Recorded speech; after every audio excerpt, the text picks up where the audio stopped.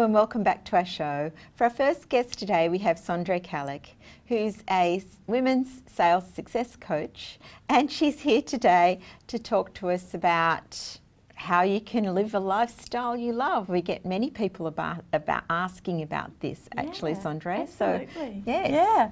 And I think too, like what determines a lifestyle that we love, and for me, I think it's all about how we balance what it is that we want and need and how it is that we achieve those wants and needs and how we do that without burning ourselves out in the process. There's no point in, flogging yourself every day to achieve something that won't actually make you happy at the end of the day. So a balance is about what comes as your internal drivers. How you choose to make your money in the world, in my opinion, and this is my humble opinion, is that it should be aligned with your values. Otherwise we become a lot like other people in the world, really, don't we? Who are perhaps just making money for money's sake. And I find that a lot of women particularly want to create a business, or they want to help other people, or they have, genuine and creative ideas that they want to be able to share with the rest of the world. And how you do that so that it supports the lifestyle that you want is the fun part, because otherwise it's just all or nothing. Balance in how we do that and keep our health and keep our well-being, both, mentally, physically, spiritually, emotionally. All of those things need to really be part of this conversation that says, how do we live a life that we love? Part of having a lifestyle that we love, obviously, is being able to create the means by which to have a lifestyle that we love. And I remember as a younger woman being a single mum, working 3 jobs, and really all I saw in front of me was more hard work, a lot of long hours and a lot of sleepless nights. And this constant stress and struggle about how I was going to provide was, the biggest part of my lifestyle at that point in time. And I was fortunate enough to get into a sales role, which enabled me to make more money than I had previously. But what that opened up for me was not just money for money's sake. And I think, for me, it enabled me to provide really well for my little family of 2. And it also opened up other career opportunities that I may not necessarily have got without having that foundational skill of being able to present a really good idea, be open in a communication, and being able to listen as to how that opportunity could work for other people. And so, in terms of economic empowerment, particularly for females, we tend to be more entrepreneurial by nature, and being able to sell without being salesy is a real skill. It's in fact quite an art, but one that I think that every woman is already naturally doing. But when we're in a situation when we're talking about our own products or our own services, then we kind of lose that art for some reason. I don't know, it gets a little odd for a lot of women. But economic empowerment is, in your business, is your sales. It is the very lifeblood of your business. And the lifestyle that you want to have is driven by how much money that you can create in there. It's not everything in a lifestyle, but it's certainly a very key component. So for the women, for our audience out there, our viewers, what would be another little tip about the first thing they could start, for instance, to find that? In terms of like feminine empowerment, the first thing I would say, ladies, is find yourself a genuine woman's circle. There are a lot of them that are available, in the community, and go along, try them out, introduce yourselves, and look at a way where you create community around you that supports you, not necessarily just a networking situation. We as women have so many layers to us, and they all need to be served.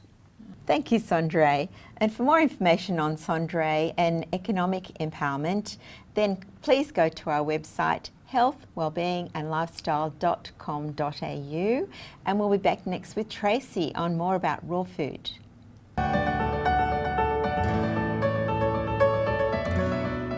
Welcome back, and we welcome back once again Tracy Jardim. Welcome, Tracy. Thanks, Linda. And Tracy's here today to talk to us more about raw food, and this time it's to do with healthy digestion. So Tracy, can you tell us more about how raw food helps your digestion? Yeah, did you know that our guts have billions and billions of bacteria? And in fact, most people have over 1,000 different types of bacteria in their stomach. Oh, wow. I know, it's a lot, isn't it? And it's quite often that until something goes wrong, we don't know that there is something wrong. So the reason why we advocate that people should eat more raw foods is because raw food contains lots and lots of fibre, which is really good for us, reduces inflammation in the digestive system, so less bloating and as well as gas. That's why we say raw food is healthy and better for our digestive system. Oh, well, that's great. It's great to know. So with more about, what would you say that you could tell our viewers about how to improve their gut health? Is it just generally eating raw food, or is there specific ways of doing that? I would say that definitely adding more raw food into your diet, ensuring that you're getting lots of fibre and nutrients and lots of good enzymes that come from raw foods. For example, nuts and seeds, good oils like olive oil, also things like lots of leafy greens and fruits and vegetables. Okay. And I know there's talk out there about, the balls, the Bliss Balls and things like that. So what sort of things go into making Bliss Balls? Well, all raw ingredients can go into, if you're making them yourself at home, you can put things like dates and nuts and seeds, some chia seeds or sesame seeds, even flax seeds, really good, especially for women's health. You could also put things like some cacao powder and any sort of dried fruits, things like that, and push it all together, put it in your food processor and then roll them. Oh, well, that's wonderful information. Thank you. So do you have a favourite one? Oh, absolutely. Favourite flavour? A favourite flavour is chopped peanut. Great. Well, once again, thank you, Tracy. You've got full of chock block full of information for us. And for more information on your gut health, then please go to our website, healthwellbeingandlifestyle.com.au. We'll go to break now.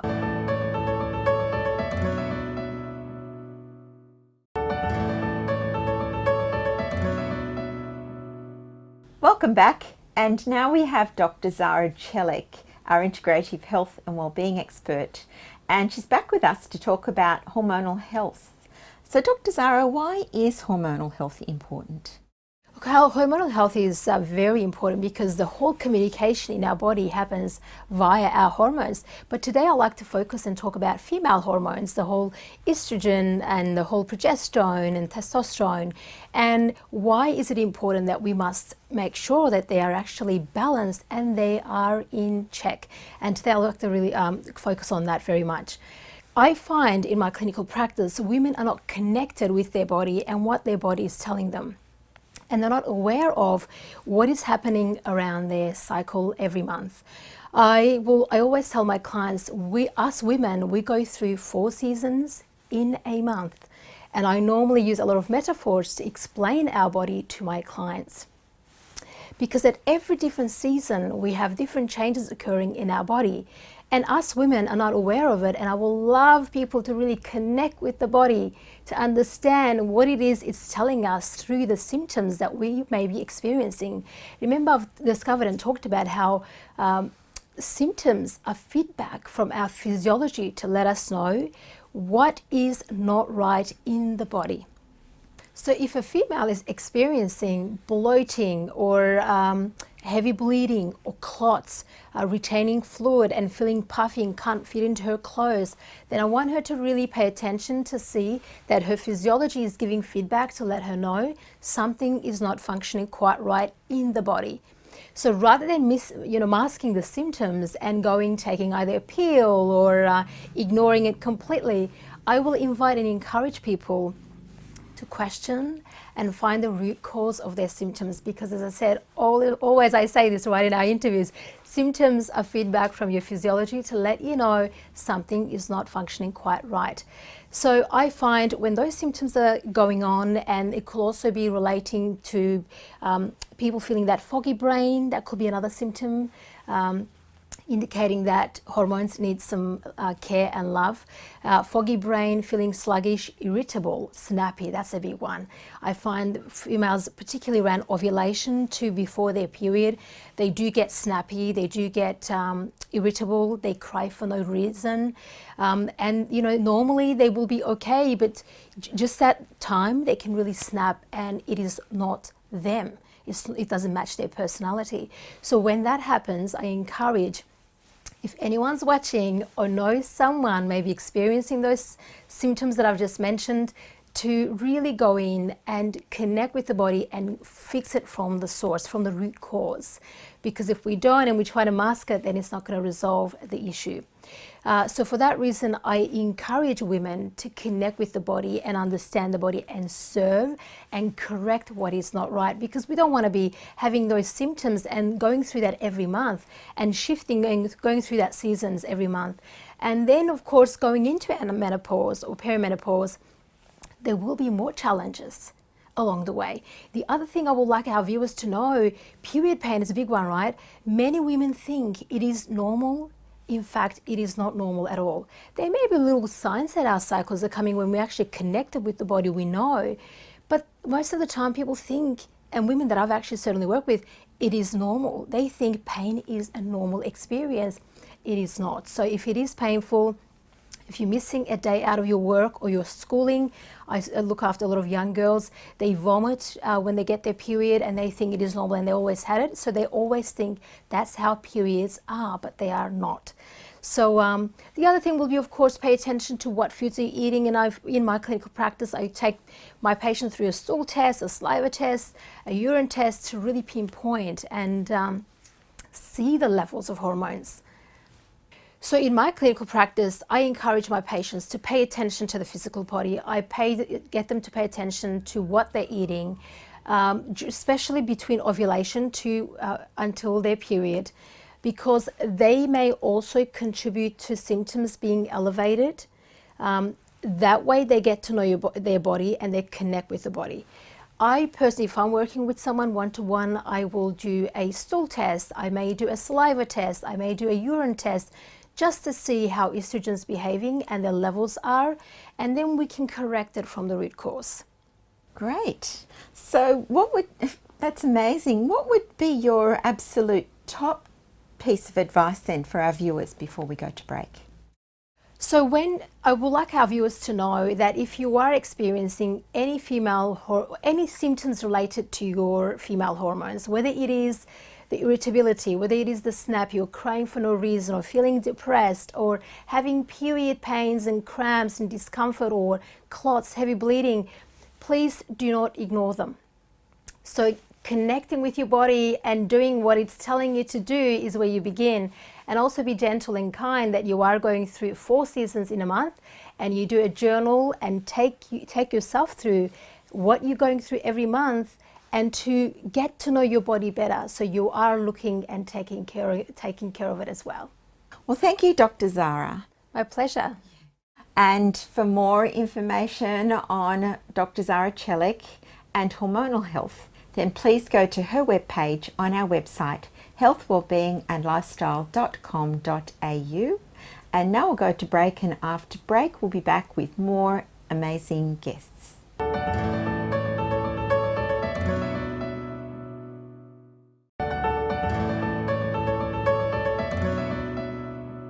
Welcome back, and next we have Con Nichols, who's a property advisor and wellbeing advocate. And today Con's here with the first in a series about improving your environment to meet your lifestyle.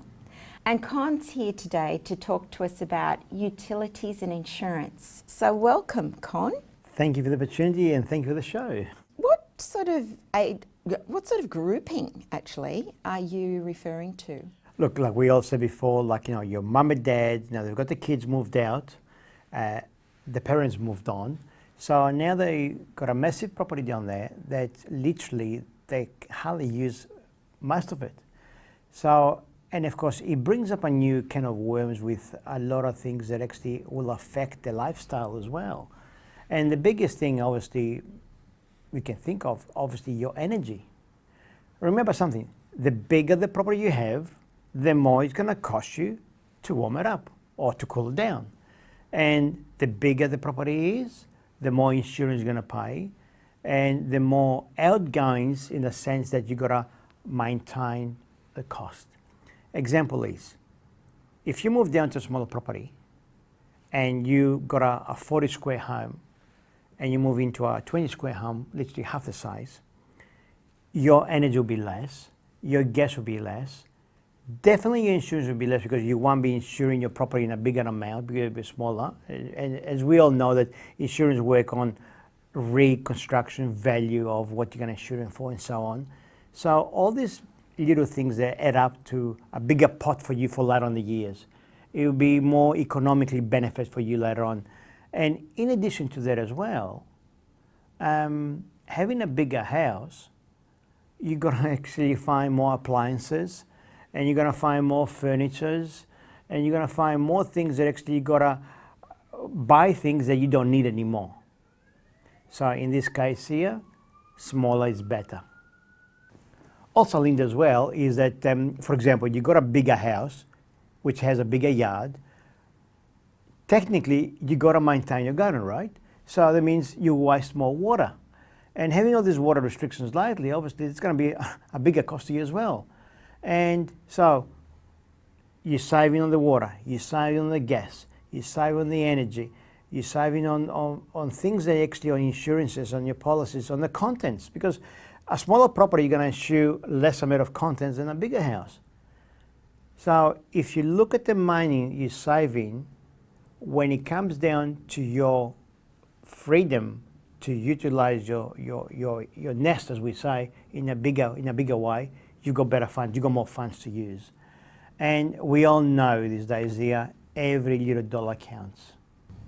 So then with the energy, would that include things like, I suppose it includes loads of things, like that even if you've got air conditioning or heating or all of those things? Definitely. I mean, can you imagine now, let's say in this case here, we've got a mum and dad moved into a 2-bedroom unit or a townhouse, and your living area, it's more restricted, more smaller, but more comfortable. So that area of space, it takes a lot more less to cool down than your big rumpus room and your family room and so on. So technically, you're saving money. And yes, it might be smaller, but it's more comfortable as well. You don't have to use your energy as often. And there are all these little things that a lot of people are getting the benefit of, you can utilize for later on in your life. And Con, I know for our viewers it might be very helpful to have a bit of advice about contents insurance. Oh look, I mean, a lot of people get mixed up about, look, we've got building insurance, now we need content insurance. What is a content insurance? Now, when you've got a property, for example, and the floor coverings, it's not a building insurance, it's a content insurance. And a lot of people get mixed up, well, hold on, but isn't it part of the building? Well, no. And you've got to be very, very careful, viewers, that when you speak to your advisor, professional advisor, when it comes to insurance, you got to brace him in what you cover and not covered. Another topic I want to discuss when it comes to downsizing with insurance there is, for example, if you live in a building block and you downsize into a smaller property, you still get the benefits of having a beautiful warm place and so on. However, you don't pay the excess of the vulnerability, you don't pay the excess of the surrounds insurance, the minus, because they work on sizing. So the bigger your apartment is or your space, you pay more. The smaller it is, you pay less, of course. And at the end of the day, it's better for you guys. The more you're saving, it goes towards your lifestyle later on. And at the end of the day, it's all about living healthy and living happy. That's great. Wonderful. Thank you. Thank you for that. And we'll say bye-bye to Con till next time for now. And for more about Con Nichols and improving your environment to meet your lifestyle, then please go to his webpage on our website, healthwellbeingandlifestyle.com.au. And we'll say bye-bye for now, and we'll see you next week, back with more amazing interviews with people in health, wellbeing and lifestyle.